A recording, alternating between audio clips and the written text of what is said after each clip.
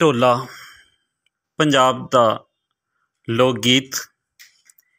ਇਹ ਖਾਸ ਸਾਂਦਲਬਾਰ ਰਾਵੀ ਚਨਾਹ ਦਾ ਲੋਕ ਗੀਤ ਹੈ ਜੋ ਸਾਂਦਲਬਾਰ ਤੋਂ ਨੀਲੀਬਾਰ ਦੀ ਚੜ੍ਹਦੀ ਬਾਈ ਤੱਕ ਫੈਲ ਗਿਆ ਹੈ, ਪਰ ਜੰਮਪਲ ਸਾਂਦਲਬਾਰ ਦਾ ਹੀ ਹੈ।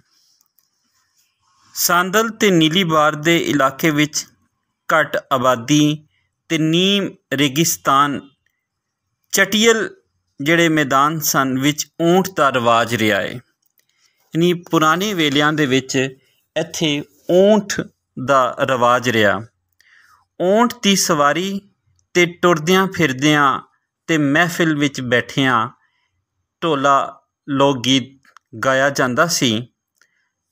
ਇਹਦੇ ਬਾਰੇ ਇੱਕ ਗਲਤ ਫਹਿਮੀ ਹੈ ਜਿਹੜੀ ਆਮ ਲੋਕਾਈ ਵਿੱਚ ਪ੍ਰਚਲਿਤ ਹੈ।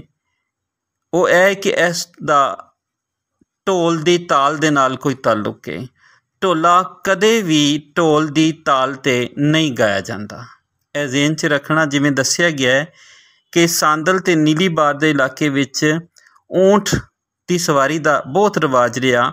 ਊਂਠ ਦੀ ਸਵਾਰੀ ਅਤੇ ਟੁਰਦਿਆਂ ਫਿਰਦਿਆਂ ਮਹਿਫਿਲ ਵਿੱਚ ਬੈਠਿਆਂ ਇਹ ਲੋਕ ਗੀਤ ਜਿਹੜਾ ਹੈ ਉਹ ਗਾਇਆ ਜਾਂਦਾ ਹੈ। ਇਹਨੂੰ ਮਿਹਨਤਕਸ਼ਾਂ ਦੀ ਅਵਾਮੀ ਸ਼ਾਇਰੀ ਵੀ ਕਿਹਾ ਜਾਂਦਾ ਹੈ। ਅਤੇ ਢੋਲਾ ਹਰ ਮੁਟਿਆਰ ਜਿਹੜੀ ਆਪਣੇ ਮਹਿਬੂਬ ਨੂੰ ਢੋਲ ਆਖਦੀ, ਅਤੇ ਉੱਥੋਂ ਹੀ ਢੋਲਾ ਯਾਨੀ ਮਹਿਬੂਬ ਦਾ ਵੀ ਤਸੱਵੁਰ ਸਾਡੇ ਕੋਲ ਆਉਂਦਾ ਹੈ।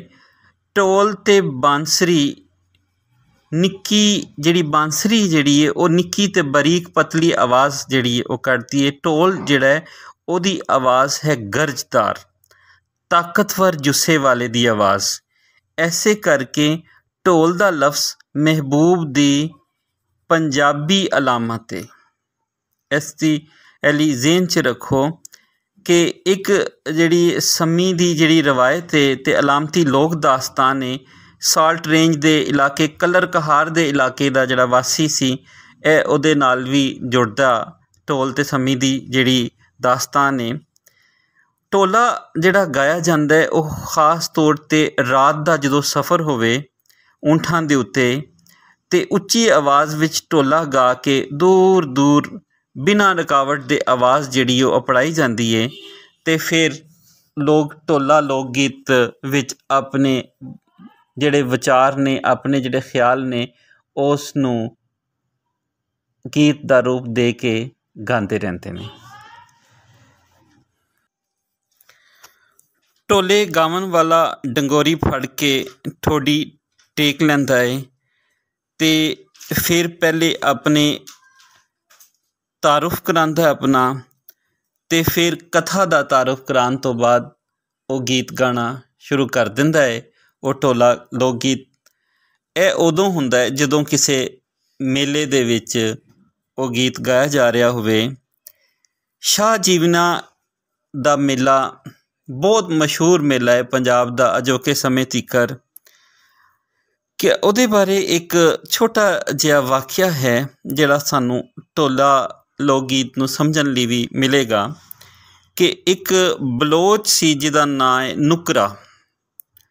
ਉਹ ਮੋਚੀ ਵਾਲੇ ਦੇ ਲਾਗੇ ਇੱਕ ਪਿੰਡ ਜਿਹੜਾ ਚੱਕ ਨੰਬਰ 173 ਦਾ ਵਸਨੀਕ ਸੀ। ਅਤੇ ਸ਼ਾਹ ਜੀਵਨੇ ਦੇ ਮੇਲੇ 'ਤੇ ਇੱਕ ਊਂਠ ਮਸਤ ਹੋਇਆ ਅਤੇ ਨੁਕਰਾਂ ਨੇ ਢੋਲੇ ਗਾ ਗਾ ਕੇ ਉਸ ਨੂੰ ਆਪਣੇ ਵੱਸ ਵਿੱਚ ਕਰ ਲਿਆ, ਜਿਸ ਤੋਂ ਬਾਅਦ ਊਂਠ ਨੇ ਨੁਕਰਾਂ ਦੇ ਮੋਢੇ 'ਤੇ ਆਪਣਾ ਸਿਰ ਰੱਖ ਦਿੱਤਾ।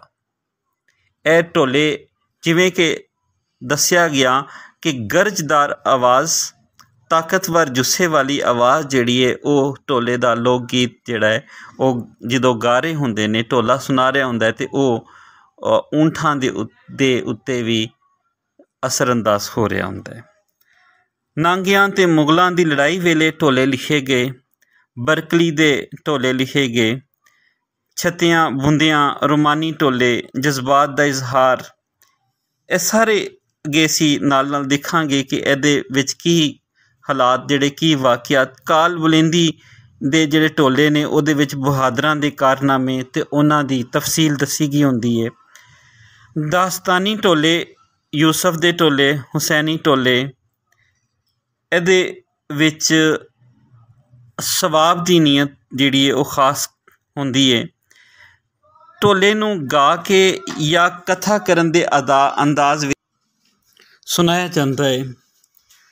ਸੋਤੀ ਅਸਰ, ਸੋਤੀ ਹਮ ਆਹੰਗੀ ਅਤੇ ਹਰਫੀ ਹਮ ਆਹੰਗੀ ਨੂੰ ਖਾਸ ਤੌਰ 'ਤੇ ਸਾਹਮਣੇ ਰੱਖਿਆ ਜਾਂਦਾ ਹੈ।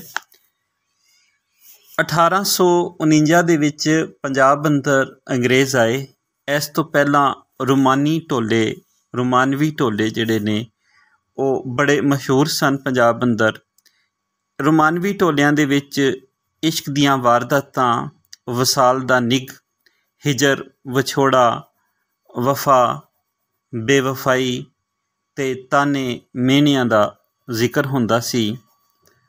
ਬੁੰਦੇ ਸੋਹਣੇ ਸਿਰ 'ਤੇ ਬੋਦੀ ਕਾਲੀ ਧਾਰ ਦੀ, ਬਾਗ ਲਵੇਨੀਆਂ ਵਿੱਚ ਲਵੇਨੀਆਂ ਤਾਈਂ, ਬਾਗਾਂ ਤੇਰਿਆਂ ਦੀ ਬੂਟੀ ਫੁੱਲ ਗਈ, ਕਿਹੜਾ ਏ ਰਾਈ ਰਾਹ 'ਤੇ ਵਗਿਆ ਜਾਂਦਾ, ਛੱਲਾ ਲਈ ਜਾਵੇ ਕੱਜ ਕੇ।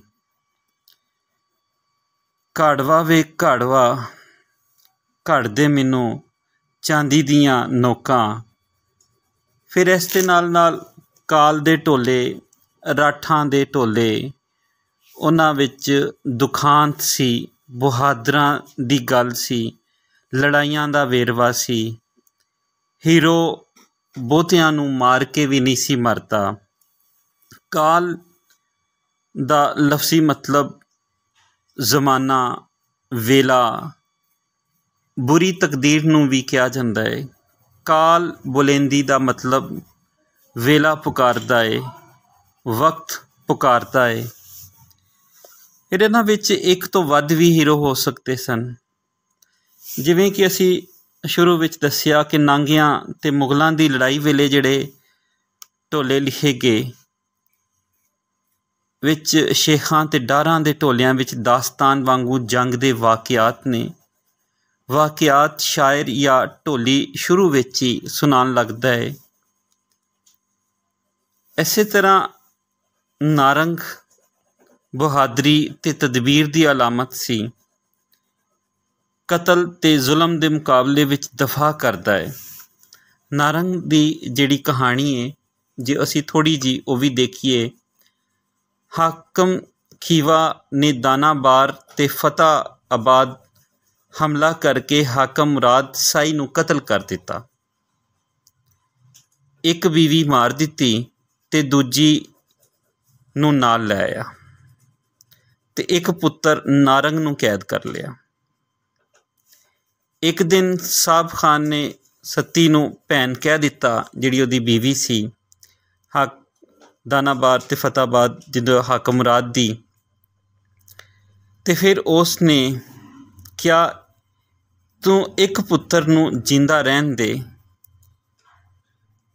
3 ਪੁੱਤਰ ਉਹਦੇ ਨਾਲ ਸੀ। ਸਤੀ ਨੇ ਆਪਣੇ 2 ਪੁੱਤਰ ਮਰਵਾ ਦਿੱਤੇ, ਜਿਹੜੇ ਉਹਦੇ ਹਕੀਕੀ ਪੁੱਤਰ ਸੀ, ਅਤੇ ਨਾਰੰਗ ਨੂੰ ਬਚਾ ਲਿਆ। ਨਾਰੰਗ ਜਿਹੜਾ ਸੀ ਉਹਦੀ ਸੋਤਨ ਦਾ ਪੁੱਤਰ ਸੀ, ਅਤੇ ਉਸ ਨੇ ਆਪਣੇ ਪਿਓ, ਭਰਾਵਾਂ ਅਤੇ ਮਾਂ ਦਾ ਫਿਰ ਬਦਲਾ ਲਿਆ। ਨਾਰੰਗ ਦਾ ਕਿਰਦਾਰ ਬਹਾਦਰੀ ਅਤੇ ਤਦਬੀਰ ਦੀ ਅਲਾਮਤ ਹੈ। ਕਤਲ ਅਤੇ ਜ਼ੁਲਮ ਦੇ ਮੁਕਾਬਲੇ ਵਿੱਚ ਬਦਲੇ ਲੈਣ ਵਾਲਾ ਨਾਰੰਗ ਦਾ ਕਿਰਦਾਰ ਵੀ ਢੋਲਿਆਂ ਦੇ ਵਿੱਚ ਖਾਸ ਤੌਰ 'ਤੇ।